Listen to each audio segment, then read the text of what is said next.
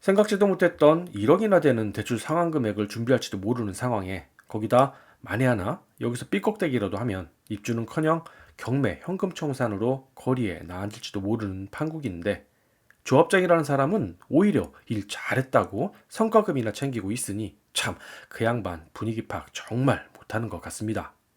안녕하세요. 신바람 톡톡 길라잡이입니다. 벌써 3개월이나 공사 중단된 이후 해결 기미가 전혀 보이지 않는 둔촌주공 사업장에서 조합장과 그 집행부 임원들이 그들만의 성과급 잔치를 하고 있다는 기사를 보고 이게 정말인가 싶어 깜짝 놀랐습니다. 그래서 한번 들여다보니까 이렇습니다. 6월 세 번의 역사를 살펴보면 조합장 6월 급여가 650만 원에 2분기 상여금 650만 원을 합쳐 6월 한 달에 1,300만 원을 수령한 것으로 확인되고 이사크 임원 역시도 1,000만 원 가까운 급여와 상여금을 받은 것으로 확인됩니다. 2분기라고 하면 현재 공사가 중단되고 유치권이 행사되는 기간을 말하는 것인데 누구는 대주단 대출 연장에 실패했으니 1억이나 되는 사업비 대출 상환금이나 준비하라고 하면서도 자신과 집행부는 오히려 성과급까지 챙기는 일을 하고 있습니다. 말이야 바른 말이지 이분들 둔촌 재건축을 자신들 성과급 챙기듯 열심히 하셨으면 이 정도는 되지 않았을 것 같은데 말입니다. 사실 조합장이 급여로 650만 원을 받고 복리후생비로 수백만 원을 쓴다고 하더라도 길라집 생각에는 전혀 많은 금액이 아니라고 생각합니다. 역대 최대 규모인 공사비 3조 1만 2천 가구를 신축하는 사업장 대표라고 생각하면 웬만한 건설사 대표보다도 큰 사업장을 운영하고 있는 것인데 겨우 수백만 원 하는 급여가 뭐가 많겠습니까? 저는 수천만 원을 줘도 아깝지 않을 위치라고 생각합니다. 하지만 그것도 상황을 좀 봐가면서 해야 하지 않을까 싶습니다.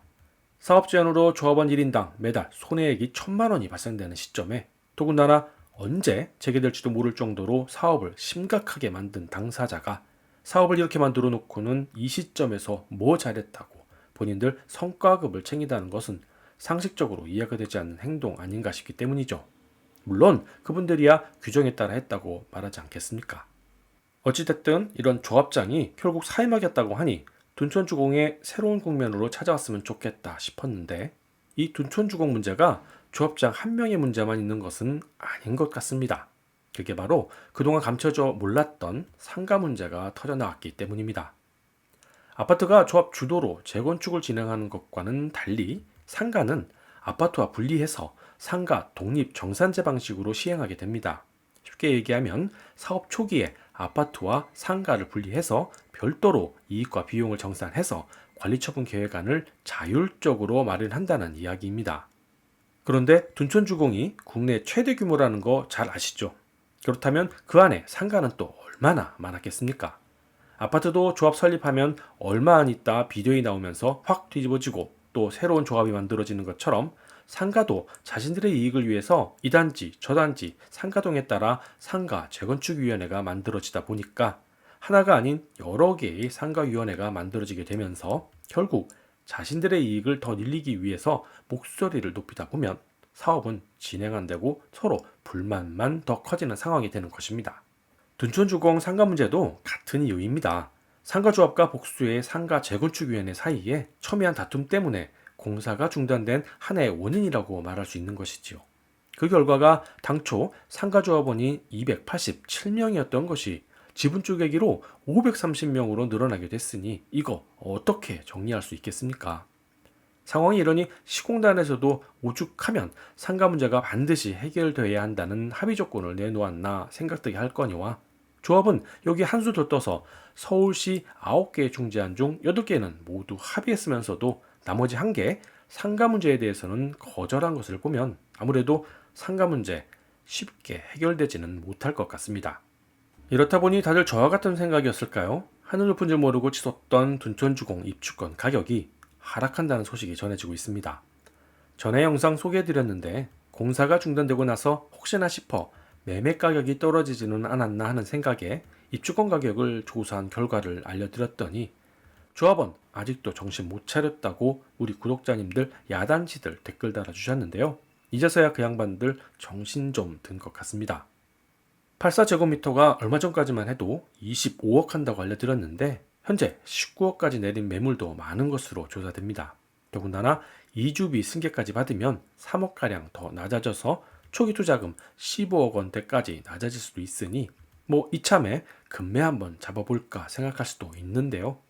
글쎄요, 저라면 좀 더 기다려보라고 말씀드리고 싶습니다. 왜냐고요? 아무리 생각해도 이놈의 상가 분쟁은 여러 사람의 욕심이 얽히고 설킨 문제라 누구 하나 열심히 잘한다고 해서 예, 그렇게 하세요 라고 하지도 않겠지만 앞에서는 하는 척 하다 뒤에서는 자신들 실속 챙기러 머리 쓰는 시행사가 있기 때문에 충분한 대가를 지불하기 전까지는 어렵지 않나 생각합니다.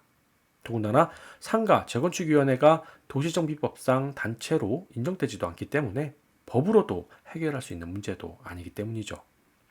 그래도 한번 투자해보고 싶다면 최소한 상가 문제 정도는 해결됐다는 소식은 듣고 들어가는 것이 정신건강에 좋을 것 같습니다. 라고 말씀드리고도 싶은데 사실 말씀드리기도 전에 그보다 먼저 여러분의 투자 욕구를 확 가지게 할 소식이 얼마 남지 않은 것 같습니다.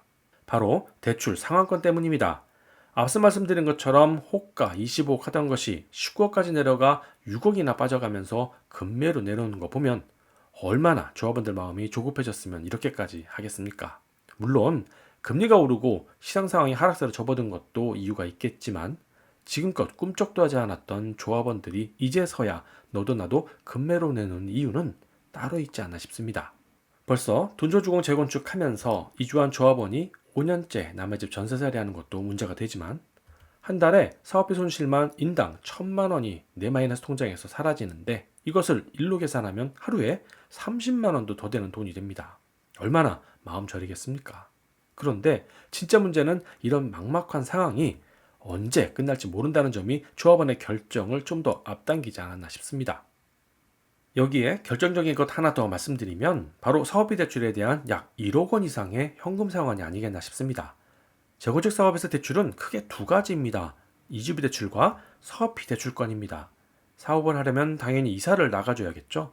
하지만 근처 전세라도 얻으려면 최소 몇억 원의 돈이 필요한데 그럴 돈이 어디 있겠습니까? 그래서 조합이 사업 부지를 담보로 대출을 받아 이주비를 주게 되는데 이게 바로 이주비 대출입니다. 그런데 대주단이 이 이주비 대출은 연장해 주겠다고 하죠. 왜 그럴까요? 담보가 확실하기 때문에 돈 떼할 염려가 없기 때문입니다. 서울시대로면 노른자 땅을 담보로 돈을 빌려줬는데 뭔 걱정이겠습니까? 하지만 사업비 대출은 다릅니다. 이건 재건축이 완료되면 일반 분양 수입 등을 이용해서 갚겠다는 약속으로 시공사의 연대보증을 담보로 돈을 빌려주는 대출 행위로 반드시 시공사의 보증이 필요합니다. 한마디로 담보 없이 사업성만 가지고 돈을 빌리는 것이라 생각하면 되죠. 당연히 개인 신용대출처럼 이자가 엄청 높기 때문에 지금처럼 사업이 지연되면 막대한 이자 손해가 발생되는 구조입니다. 그런데 지금 상황이 어떻습니까? 대출 만기는 다가오고 대출 연장을 위해서는 반드시 연대보증이 필요한데 그런 시공단과는 소송을 하고 있으니 더군다나 공사 중단에 유치권을 행사하니까 시공사도 바꿔버리겠다고 하면서 조합이 다른 시공사를 찾아다녔다는 소식까지 전해진 마당에 세상 어느 누가 수조 원이나 하는 연대보증을 법정 소송하고 있는 상대를 위해 서주겠냐 이 말입니다. 당연히 대출 연장은 거절하니까 24개의 금융사로 구성된 대주단이 사업비 대출 연장 불가를 결정하게 이르게 되었고 결국 7천억 원의 사업비 대출은 조합이 상환할 수밖에 없는 상황인데 그게 조합원 한 명당 1억이나 하는 돈을 어디서 구하겠냐 이 말입니다. 이런 상황을 시공단이 모를 리 없겠죠.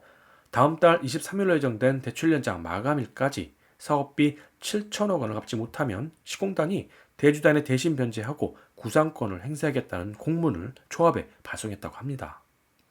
이게 무슨 말이겠습니까? 그동안 뇌피셜이라고 생각했던 자극적인 내용들, 그러니까 시공단이 사업비 대위 변제 후 구상권을 이용해서 경매를 진행하게 되면 결국 사업 부지는 시공사로 넘어가게 되고 결국 조합원은 현금 청산될 뿐만 아니라 그동안 수십 년을 버텨오며 오매불망 기다렸던 입주권마저 공중분해되는 참담한 미래가 올지도 모를 일입니다.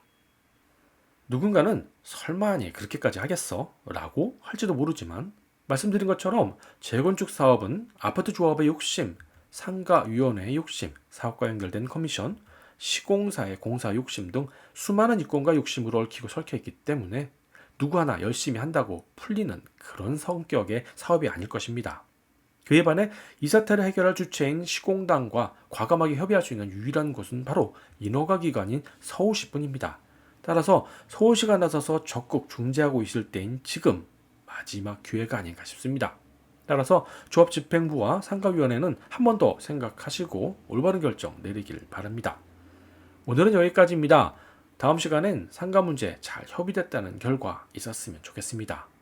오늘 영상 시청해주셔서 감사합니다.